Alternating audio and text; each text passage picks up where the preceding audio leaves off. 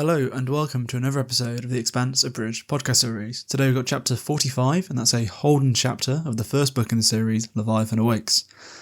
I hope everyone's had a good week. Today we've got, it's a Holden chapter, and we're back with our boy, and obviously the last time we'd seen him, he just got laid with Naomi. They were in the bar, and then they went back together, and he was a very happy man. And we're picking up pretty much just straight after that. So Naomi talks in her sleep, it's kind of the new detail we get, and Holden just loves basically lying next to her. It's quite cute. And she's kind of murmuring in her sleep. Holden's enjoying all of it and admiring kind of her body and the scars she's got from various things.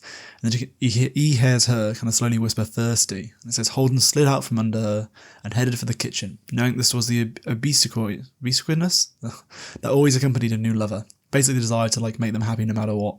For the next couple of weeks, he wouldn't be able to stop himself from fulfilling every whim Naomi might have. It was a behaviour some men carried at the genetic level. Their DNA wanted to just make sure the first time wasn't just a fluke. So now Holden, he's a big simp and he loves it. And we love it too, because he's our boy and he's just a cutie. And he goes to get the water and he comes back. Naomi was sitting up in bed. The sheet lay pulled on her lap. The sight of her half nude in the dimly lit room gave him an embarrassingly sudden erection. Naomi panned her gaze up his body, pausing at his midsection, then at the water glass, and said, "Is that for me?" Holden didn't know which thing she was asking about, so just said yes. So, our boys, they're cute as fuck.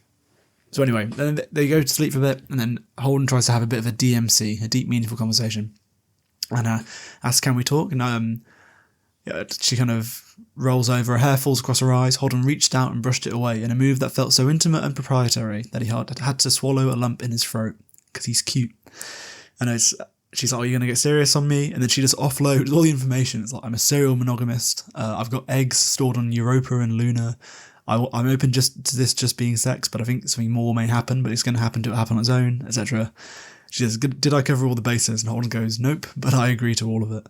And Holden wanted to hold her, but he felt too hot and sticky with sweat, so he just reached down and held her hand instead. He wanted to tell her that this meant something, that it was already more than sex for him, but all the words he tried out in his head came off sounding phony or maudlin. "Thank you," he said instead, but she was already snoring quietly. So our boy Holden, he's a complete wetty, and he's very cute. And but I think he's also quite self-aware about the whole thing, which kind of makes it more endearing. Because you've seen, we spoke about, I think pretty early on in the book, when the lady he was kind of hooking up with and dating died as he escaped from their original ship that got blown up, basically chapter 1, 2, and 3 for Holden. He was falling in love with her all of a sudden, and Holden he knows how deep he goes, but at the same time he's being self-aware, which kind of doubles down on how much he does like Naomi. So it's lovely. Anyway, they fuck again in the morning, and then Naomi touches his nose, because obviously he got his nose broken during the space flight when they had to dodge about a bit, and it's kind of broken in a strange shape.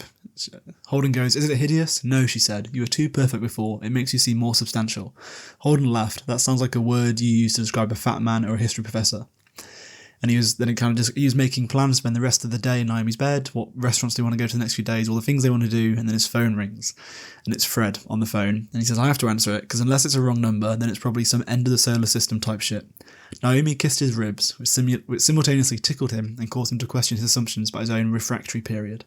Now, I had to Google refractory period, but that's basically how long it takes for a bloke, the time between orgasms for a bloke. Because you have one, and then you've got a period of time where it's kind of impossible to have another one. And it depends on the person.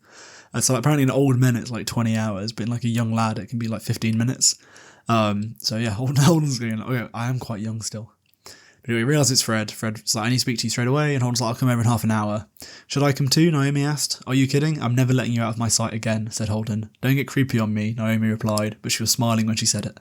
So they're already a cute little couple.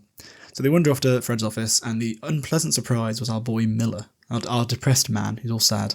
Obviously the last chapter with Miller, he's kind of been making schemes, and his plan to send the Nauvoo into Eros to kind of keep everyone else from getting there. So they can discuss, and the main thing here is they show a map of the universe, and there's loads of Earth ships around Mars because they're doing the blockade. There's loads of yellow ships and red ships in the belt, and that's where the Martian Navy went to suppress the belt. That's part of the war, and some of them are going back to Mars.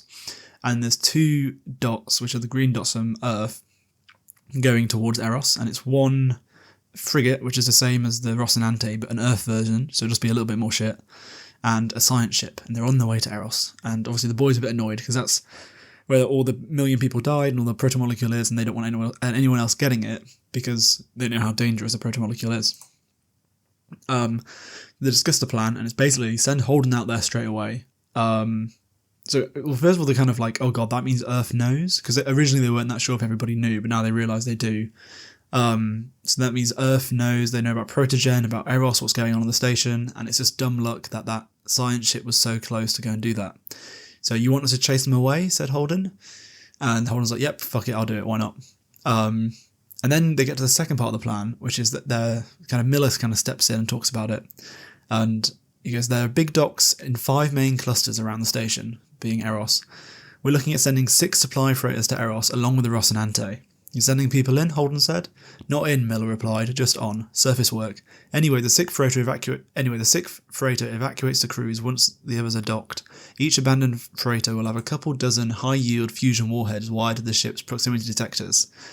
So the plan is basically, the bombs are just a second line of defence. Rocinante first. We're trying to buy Fred's people enough time to prep the Nauvoo. The Nauvoo, Holden said? Then Miller kind of goes on. The Nauvoo is launching in a long parabolic course, building up speed. It'll hit Eros at a velocity and angle calculated to knock Eros toward the sun. Set off the bombs too. Between the impact energy and the fusion warheads, we'll figure the surface of Eros will be hot and radioactive enough to cook anything that tries to land until it's so damn late. So the plan is they're going to Rocinante shoots away a science ship, they stick bombs on the outside, no one can get nearby, and then they launch the Nauvoo into it and send it off. It's basically their plan. And Holden's like, yeah, fuck it, I'm down, seems the best way, can't think of anything else. Which is quite fun. You have it was one small paragraph of Holden being like, yeah, fuck it, why not? And Fred's like, yeah, I knew you'd be on side, but Miller was sceptical because throwing 1 million people into the sun seems something like you might balk at. They kind of go on a bit, and they've kind of banged all that out, and they discuss Miller's job is security. Security? Well, they need security. Miller smiled. In case something crawls out of an airlock, tries to thumb a ride.